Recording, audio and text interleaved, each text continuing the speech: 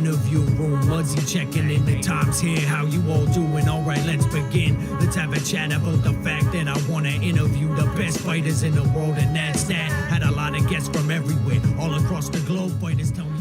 How are we, guys? Mudzy here from Muay Thai Interviews once again. My next guest, he's originally from Brazil but now calls Australia home. He signed to 1FC. He runs his own successful gym called SRG Thaiboxing in Sydney. He's appeared on Warriors of the Mongkon Season 2 and is promoting Yokkao 39 and 40, which is happening this coming weekend on the 25th of May. I'm joined by Regis. How are you, buddy? Yeah, I'm great, man. How are you? I'm good, mate.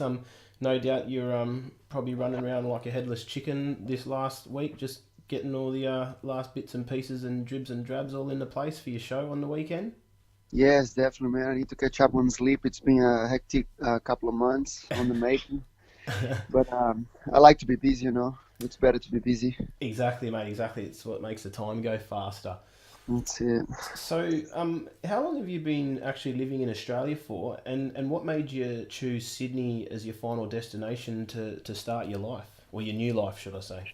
Oh, actually, I came to Australia in 2005, but when I first came, I went living Kira Gold Coast, on the Gold Coast. Yep.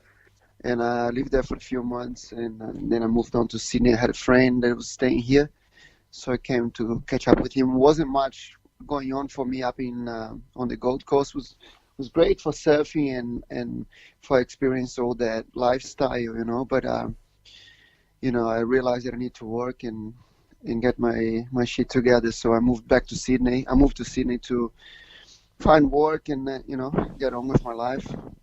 So before you were the gym owner and all that everyone knows you as now, what sort of work were you doing when you first got to Sydney? Man, when I first got to Sydney, pretty much first thing I did, I got to Sydney, I got a phone book, and I went after, and I thought, fuck, I don't speak much English, so I need to find a job which I don't have to talk too much, but I can do my thing. Yeah. And concentrate on Muay Thai. I found a gym and all that. So I called a lot of car wash places. You know, I thought that would be the easiest job to do, it kind of thing. Yeah. For me that I couldn't speak. So I worked in the car wash for about 8 months. That's what I did. Just work in the car wash 8 to 10 hours a day and train Muay Thai twice a day. Get up really early. I knew I had to do the sacrifices, you know, to stand out a little bit because there was many fighters already fighting in the Aussie circuit, which I believe was stronger than now, maybe back in the day when Joe and Pai and Preacher and all those boys were fighting. Yep. You know, it was a strong time for Muay Thai, and you know, I was even struggling to get my visa together, which is complicated. People don't understand when, you know, when you move to a country, you gotta get, you know, visas and all this sort of stuff, and it's complicated, it's difficult. Oh, I'm going through some of that stuff now, so I know exactly what you're talking about with visas. So was the plan to come to Sydney and obviously work, but was your true passion, it was Muay Thai, and basically work was just to fund the Muay Thai? Would that be correct? Yes, well, me, I always work since I was young. I don't come from a rich family, so my father put me to work with him when I was about 12. Yeah. So I always worked, and I had my own business in Brazil when, you know, 18 years of age, and I ran the business for a year, but it just wasn't what I wanted to do. Yeah. The lifestyle wasn't there, so I sold my car and everything, and I kind of came over to Australia to get away from everything for the surf trip in the first, you know. But I brought my Muay Thai shorts and my Muay Thai gear because I always trained since I was about 14. Yeah. So I brought the gear with me, and I knew Joint Powers up the coast. Unfortunately, when I was living up there, I didn't have enough money to go and train. Yeah. So I didn't even look at any gyms. I used to run and do a bit of training by myself with my mates, but not in any gyms. So when I moved to Sydney, I found a gym, and then I knew I needed the money to pay for the gym and all that. So I went after work, and also just rent itself. It's a lot of money in Sydney, you know. It is. So yeah, just work, man. And then you know, when you don't speak the language and you're learning everything is so new. You kind of want to get stuck and have a goal so you don't lose your mind. Yep. You know, you don't know anyone. You're very lonely and stuff like that. So I just I always liked Muay Thai, so I hooked myself up with the gym and I stuck to it and I focused on that. So just gave me hope not to be loose, doing stupid things. So, is it fair to say, are you self-taught in English? Yes, yes. My wife helped me heaps, but I never been to school really. In the beginning, we did like a English course, but man, I had no idea. I couldn't even say anything. I remember myself going to get bread and like training before going. Like, can I have some bread? And I went to the shop and I say that, and then she goes, "What bread would you like?" And I'm like, "What did she just say?" And I'm like, "Fuck!" So I ran away from the shop. So I was just ashamed of myself. I couldn't understand, what she was saying. Yeah. But after a few months in Sydney, I've met a girl and started hanging out with her, which is my wife now today, Yeah. and she taught me heaps. So Well, yeah. a real feel-good story. There you go, people. And and you've dabbled in capoeira, BJJ, and other forms of fighting. But what is it about Muay Thai that got you hooked? Oh, I think it's just the real contact of it, the tradition about it. I don't know. It just like when I did judo, I did capoeira. I mean, jiu-jitsu was the same. It was great sport, but once I start sparring Muay Thai, and not just that, once I start learning traditional Muay Thai, which is pretty much a chess game playing, Yeah. like it's not. I mean, I know a lot of people train Muay Thai and fight Muay Thai, and they don't see it that way, but the way I fight is a chess game. I like to count. I like to, yeah, every move there's a reaction, and that's what I like it about it. It's there's much side of it. I So really, yeah. who did you grow up watching in Muay Thai? Like, who were the people that you tried to emulate or look up to and I mean, I loved a lot of the old school guys, but I always used to be crazy fanatic about Nam Sak Noi. I yeah. always watched him so much, and Samat. Um, yeah, some really old school guys. These and I always used to like him. Yeah. But I've always liked to adapt kind of thing. I've watched so much fights. I believe that I've learned so much from watching, sometimes more than from trainers that I had. Like just watching fights and doing my own homework. Yeah. I used to watch, a fight in 1 week, the same fight, and learning little details of it. I used to always love the sweeps side of it, the clinch side of it. But yeah, I believe Nam Sak Noi would be my biggest inspiration. Yeah. Okay. Okay. And like you've fought the best in Australia. You signed to one, and although your first fight didn't go according to plan, how did that call up come? Like the original how did you get the call up to fight Yod? Um, I was on a trip to Bali, to Mentawais actually. I was on a surf trip there in a boat for a couple of weeks, and there was no signal there or anything like that. I couldn't use your phone. So when I arrived back in Australia, I had a message from Tim from Muay Thais. Yeah. Contact me regards a fight, a fight opportunity, if I was happy to do it, blah, blah. So I called him up, and yeah, I didn't expect. I mean, I was heaps excited, and I thought, that would be the next big thing for me. And I didn't know it was to fight like in 4 or 5 weeks, so it was a surprise in the first thing. But when they said who I was meant to fight, and I knew that could change my whole life, I didn't think twice. I just called my wife and see if she was okay, taking care of the kids, Yeah. so I can concentrate on training. And she was sweet, and then I locked it in. And do you know when you'll be fighting next on one? No, I don't, but hopefully it's July. They told me that it would be around July. Yep. So we got this Yokkao event next week, which is taking a lot of my time. Yeah, definitely. Getting rid of that, we're doing the big show now, and after the show, I can concentrate on my own training. Mate, could you imagine if you within a 3 week period you had to fight on one and promote your show and also run your gym? That would be a bloody nightmare for you.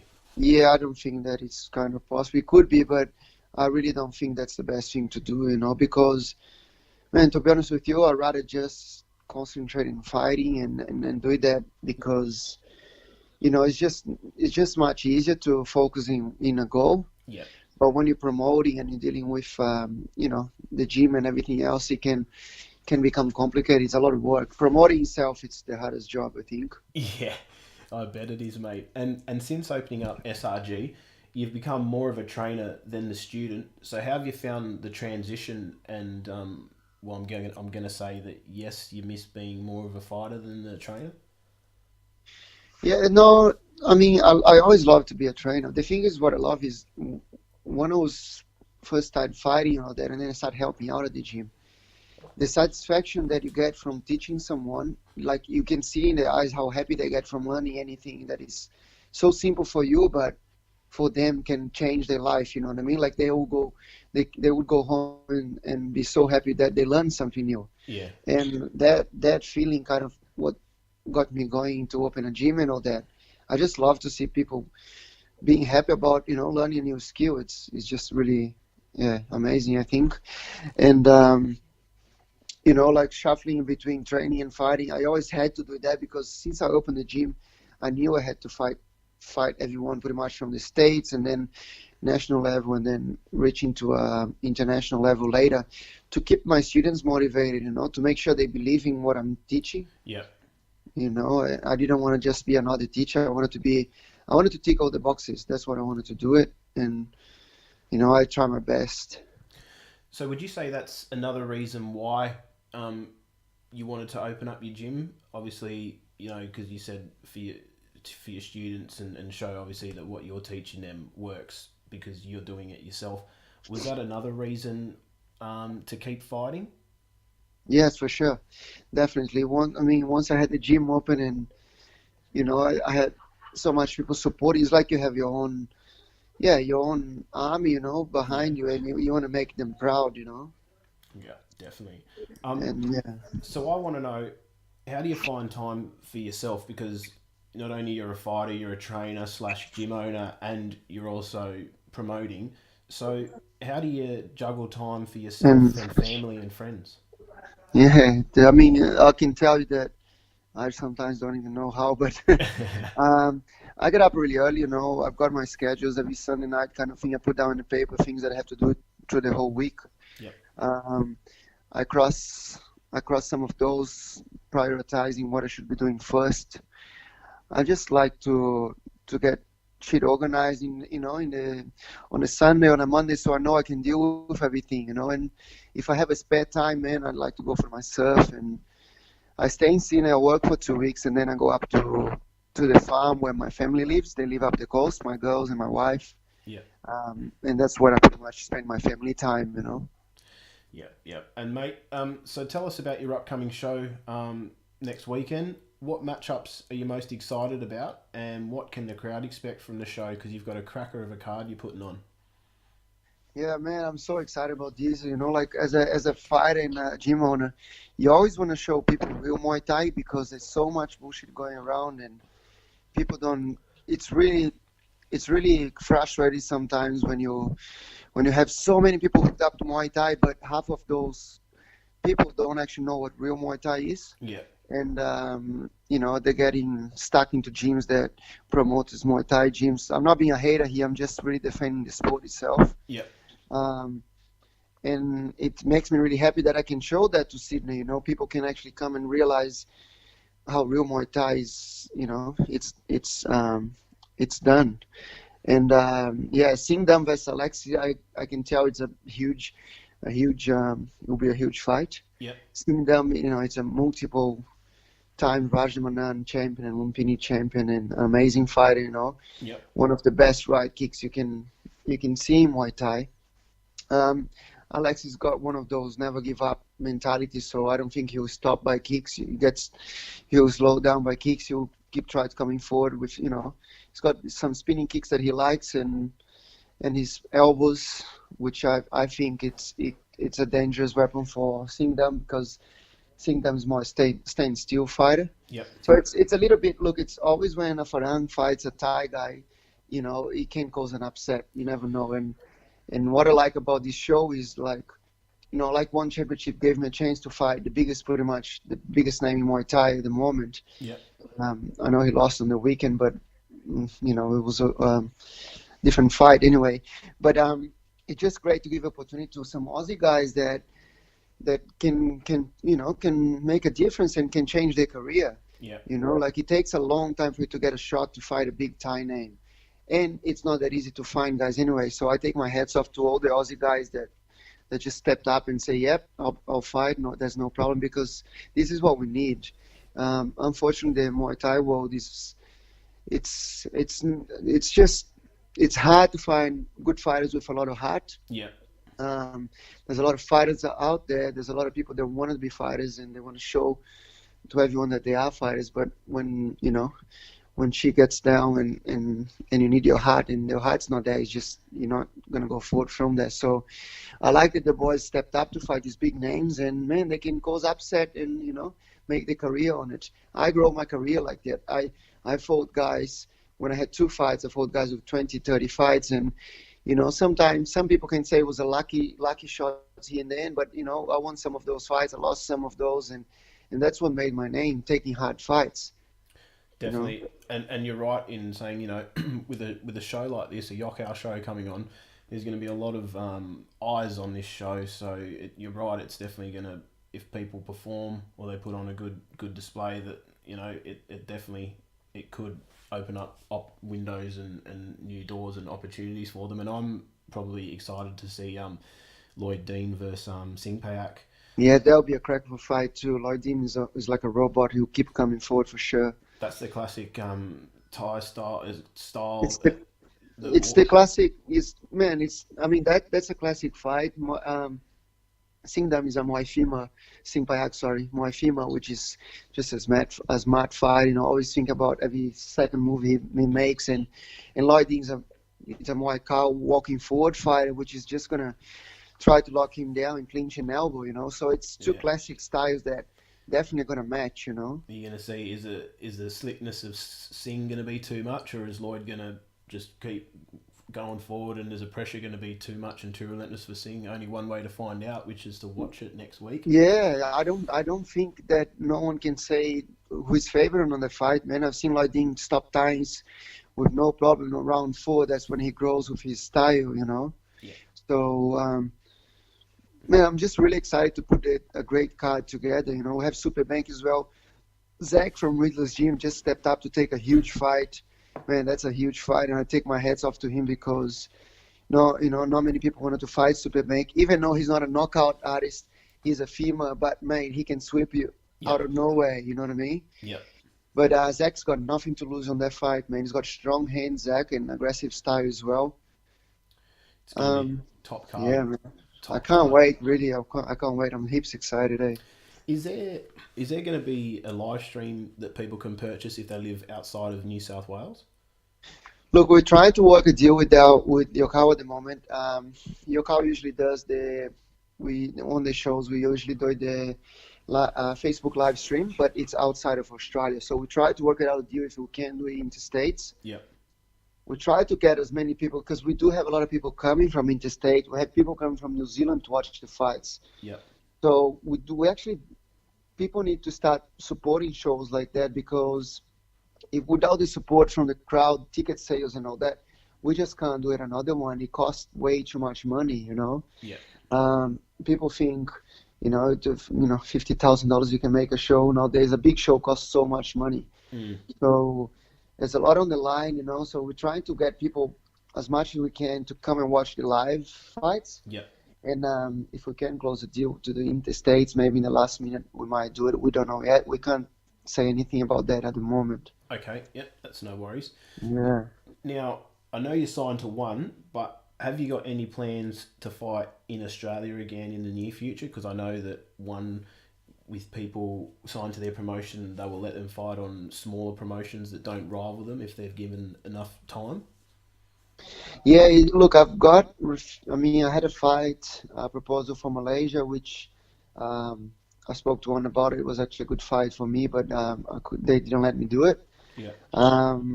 I believe everyone has different contracts with one. Yeah, okay, yeah. It's not the same contract. Yep. I'm not sure really what the plans are for me at the moment, but I don't think they want me to fight in too many shows except for one. Yeah.